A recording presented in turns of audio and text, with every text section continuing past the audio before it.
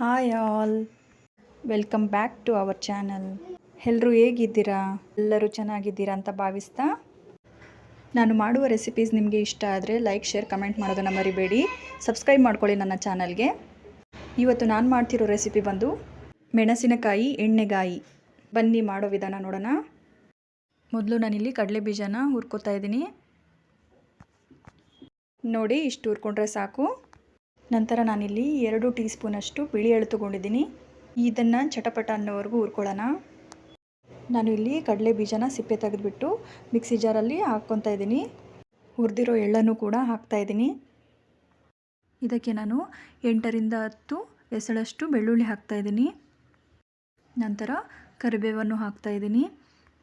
ಅರ್ಧ ಟೀ ಸ್ಪೂನಷ್ಟು ಜೀರಿಗೆ. ಇದನ್ನೆಲ್ಲ ಹಾಕ್ಬಿಟ್ಟು ತರಿಯಾಗಿ ರುಬ್ಕೊಂಬರೋಣ. ನೋಡಿ, ಇಲ್ಲಿ ನಾನು ಈ ರೀತಿ ರುಬ್ಬಿದ್ದೀನಿ.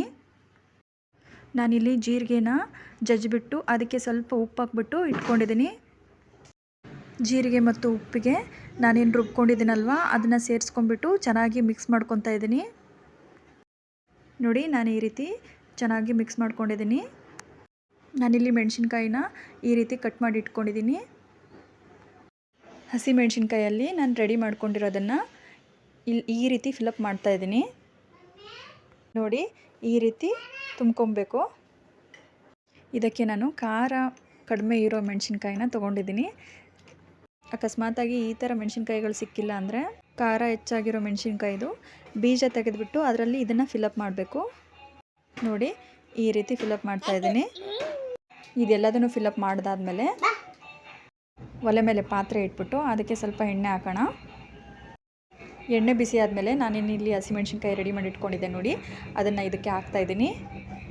ಈ ಎಣ್ಣೆಲೇ ಇದನ್ನು ಚೆನ್ನಾಗಿ ಹುರ್ಕೊಂಬಿಡೋಣ ಒಂದ್ಸರಿ. ಈ ಹಸಿಮೆಣ್ಸಿನ್ಕಾಯಿನ ನಾವು ಎಷ್ಟು ಚೆನ್ನಾಗಿ ಎಣ್ಣೆಲಿ ಫ್ರೈ ಮಾಡ್ತೀವೋ ಅಷ್ಟು ಚೆನ್ನಾಗಿ ಖಾರ ಕಮ್ಮಿ ಆಗುತ್ತೆ.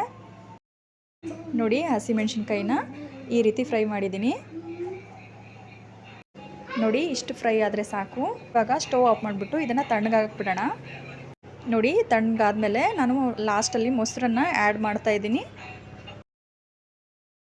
ನೋಡಿ, ಮೆಣಸಿನ್ಕಾಯಿ ಎಣ್ಣೆಗಾಯಿ ರೆಡಿ ಆಯಿತು.